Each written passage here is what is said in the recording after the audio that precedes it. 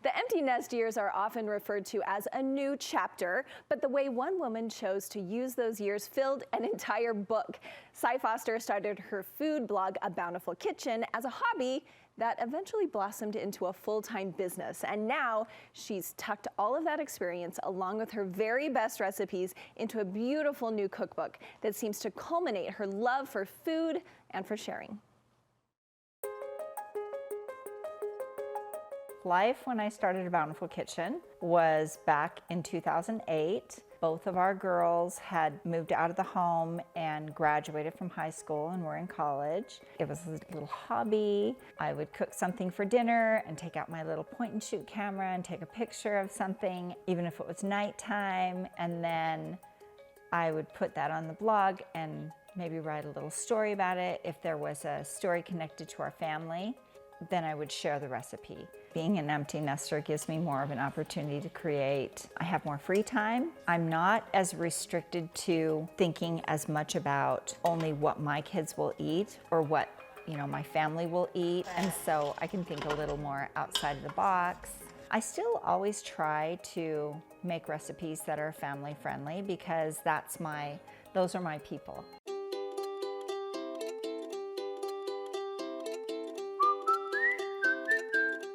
This cookbook is a collection of heritage recipes. So by that, I mean they're recipes that we have used over and over again for years that my family loves. So I think it's a sprinkling of different things. So things that families love, things that readers love, a few things that if you want to get outside of the box a little bit.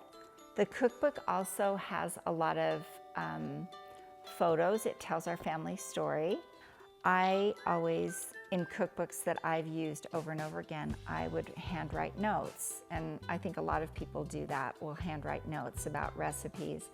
And so I've gone through the book and there are handwritten notes in the cookbook as well, which I think for our family adds a really personal touch.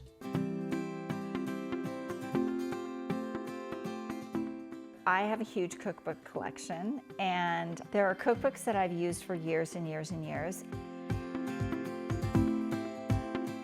For years, it was kind of cool to say, I don't cook.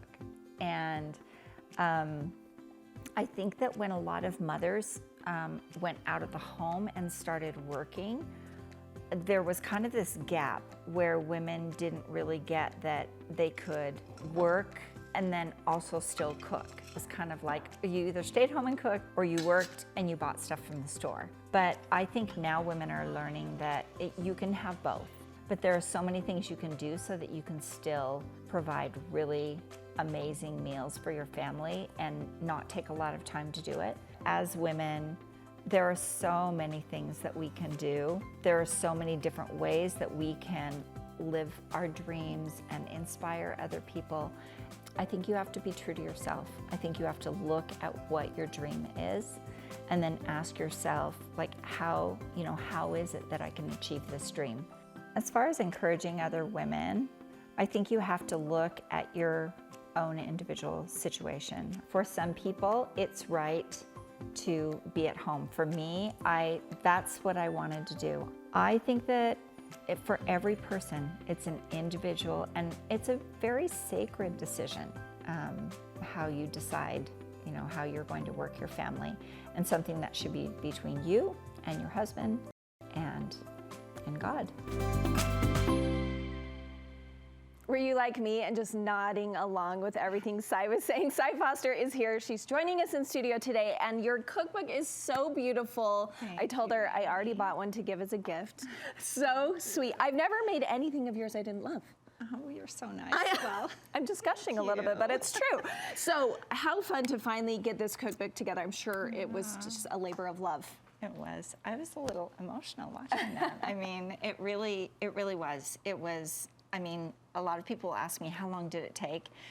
And I mean, the behind the scenes answer is a lifetime. I mean, it's taken the whole, raising kids and all the things that we've done. And so a lot of these recipes are recipes we've used for years and years, and that I photographed years ago, and that we had to update a little. Well, it's so fun to have it all come together, and we're going to make one of your favorites today, this braided onion cheese bread. It smells delicious, I'll just tell you already. So tell me what you love about this. Okay, so I love this bread because it really is just ordinary. It's a very simple bread recipe, but because it's braided and it's filled, it has a filling of onions and cheese, it's special. So you can serve it. I think this is a really great bread recipe to make if you're having friends over for dinner.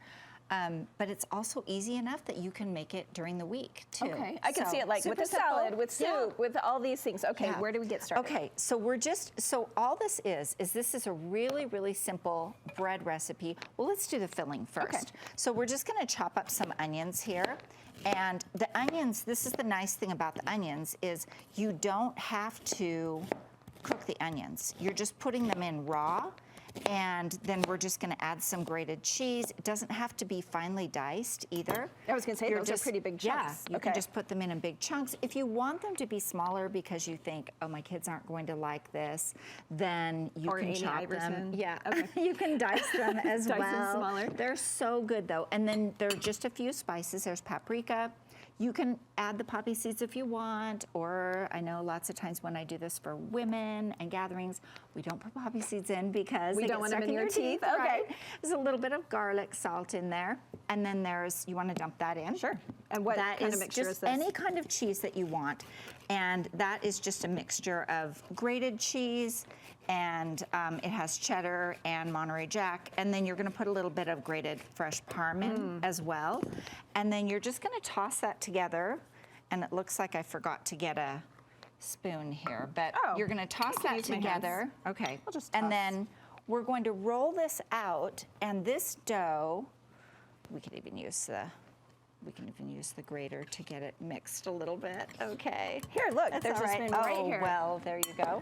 Okay.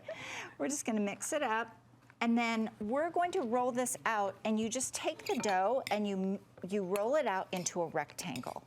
And it's a super, this is a really forgiving recipe. You don't have to have exact measurements. You don't have to have a lot of tools to do it. You're just talking about a really, really simple, you're making the dough and then you're rolling it out into a rectangle. Then when you're done, you're just gonna throw the in the middle filling, and then just spread it out over the rectangle, and we'll just stretch it to however big we want it to be. And then I'm going to get a... And you want me to spread this over the whole to the edges? Yep. Okay. Just spread it over to the edges. We'll switch places here. And then I'll show you how you braid this. Yes, some of us may not be great at a braiding technique. Okay, so you're just going to cut this into 3 even pieces, and what we're going to do is use this pizza cutter. So you can just kind of... Or you just cut it in 3 pieces? Yeah, 3 long strips. And then we're going to gather the strips together, and we're going to try to keep the filling inside of the strip.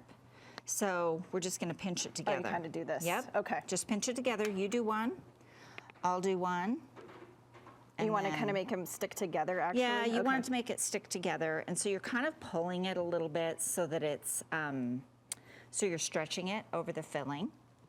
And then we're going to transfer each of these braids. I think I put a little too much cheese in them. It's fine. Never too much cheese. It's always better to have too much than not enough.